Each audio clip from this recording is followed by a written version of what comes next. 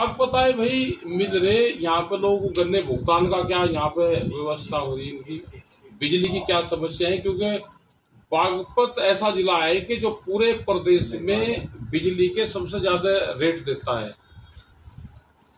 तो यहाँ पे पता करने जाए मीटर लगने लग रहे हैं, भुगतान है नहीं। तो साल में किसान के गन्ने का भुगतान होता है। जो गन्ना हम आज लगाएंगे दवाई उसमें आज लग रही है, अगले साल हो जाएगा, तीसरे साल उसके पैसे मिलेंगे, तो 3 साल की खेती होगी। ऐसा कोई व्यापार है कि जिसका पैसा 3 साल में मिलता हो? कोई व्यापार दुनिया में हो तो वही बता दो। तो इसीलिए किसान घाटे में है। एक बड़े आंदोलन की देश में फिर जरूरत है।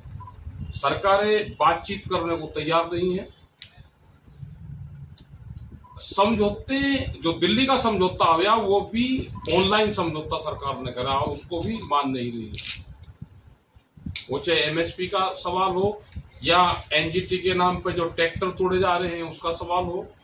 हमने ये कहा कि एनजीटी में एक बार विचार होना चाहिए, हमको भी तो बैठा लो ना।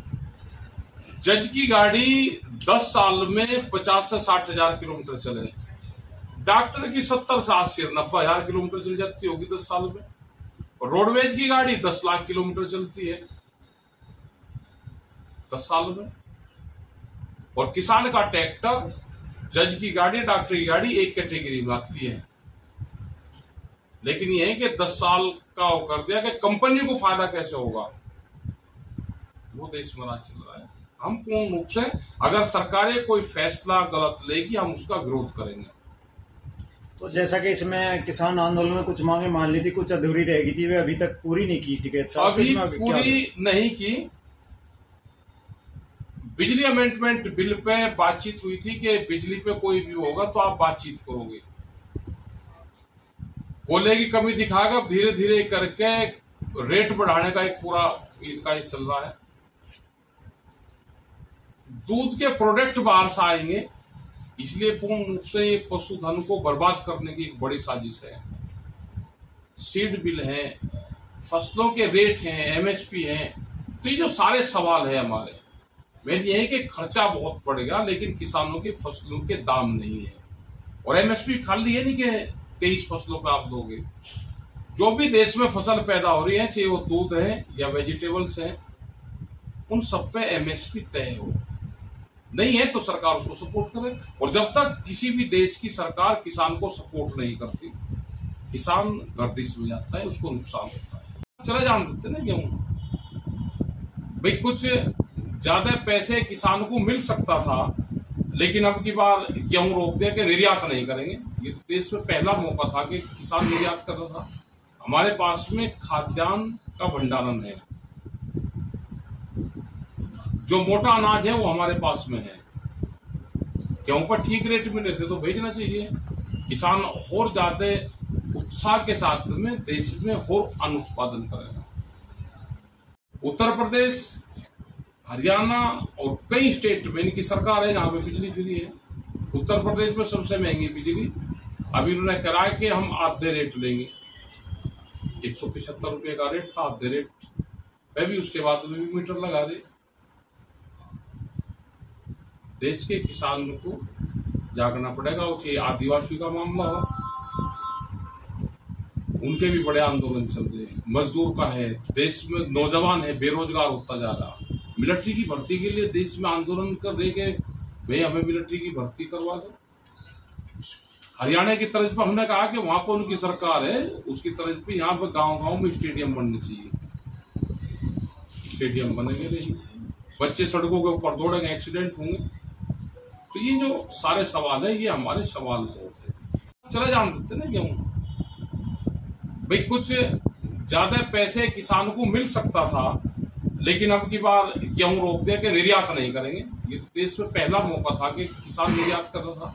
हमारे पास में खाद्यान्न का भंडारण है, जो मोटा अनाज है वो हमारे पास में है। गेहूं पर ठीक रेट मिले थे तो भेजना चाहिए। किसान और ज्यादा उत्साह के साथ में देश में और अन्न उत्पादन करेगा। साहब, ये टेंडर हो चुके हैं मीटर लगाने के नलकूप पे, क्या भारतीय किसान यूनियन से हमारा विरोध है। जब तक बातचीत ना हो, मीटर लगने नहीं लगने। दूसरे स्टेट की क्या पॉलिसी है, हरियाणा में इन्हीं की सरकार है वो फ्री बिजली दे रही, यहाँ का किसान तो 175 रुपया रेट दे रहा था। आधे रेट करने की बात इन्होंने करी। हम मीटर कहाँ से आ गए, घोषणा पत्र में फ्री है, मीटर लगाए तो फ्री कहाँ रहेगा। क्या रिएक्शन है आपका? ये तो इनके इश्यू है भाई, ये तो इनका इश्यू है, तो पॉलिटिकल इश्यू है, हमारा इसमें ज्यादा। तो इसमें देश प्रभावित हो रहा है, सब लोग। हाँ, तो देश तो प्रभावित हो ही रहा भाई। यहाँ पे कोई विकास के काम पर थोड़ा बहुत हो रही भाई। मंदिर तो हमारे हर गांव में बने हुए हैं, मंदिर मस्जिद तो हर गांव में है बने हुए। ये तो चलो कोई बातें तो ठीक है कि भाई आवाज हो रही, वो तो डिस्टर्ब करते हैं, वो मंदिर हो चाहे मस्जिद हो, वे तो है कि अपने भाई उसमें करा लो, जनसंख्या पे इनको करना चाहिए, उस पर कर नहीं रही। ये ठीक है क्या कि ये एक मस्जिद वहाँ पे बनी हुई है, पहले वहाँ मंदिर बताया जा रहा है? देख लो, तो सर्वे रिपोर्ट है, जो चीजें हैं तो देख कर पता चलेगा। सतरी में हम तो देखे नहीं भाई, अब वो तो जो सर्वे होंगे वो उसमें बताएंगे। ये जनसंख्या पे बना लेना, जनसंख्या बढ़ाने क्या है, जनसंख्या भी इलेक्शन के टाइम पे घोषणा करेंगे क्या। ठीक है। बाजार अगर महंगा हो रहा है तो किसान को क्यों मारा जाए, सरकार को सब्सिडी देनी चाहिए। तो टिकैत साहब एक बार इसके लिए नलकूप में पूर्ण रूप से इसका विरोध है। सरकार को बैठना चाहिए, किसानों से बातचीत करना चाहिए कि इसका प्रारूप क्या होगा, या रीडिंग के हिसाब से होगा, कॉमर्शियल होगा, ये किसान का होगा, या इसको उत्तराखंड के पैटर्न पर लोगे, हरियाणा के पैटर्न पर लोगे। अपनी घोषणा पत्र में फ्री बिजली देने की बात करी, मीटर लगा के बिजली फ्री दोगे, उसको यूनिटें फ्री रहेंगी, तो इसका किसान को कुछ नहीं पता भी। हम पूर्ण रूप से इसका विरोध करते हैं। चौधरी साहब, इस समय इशू चला हुआ है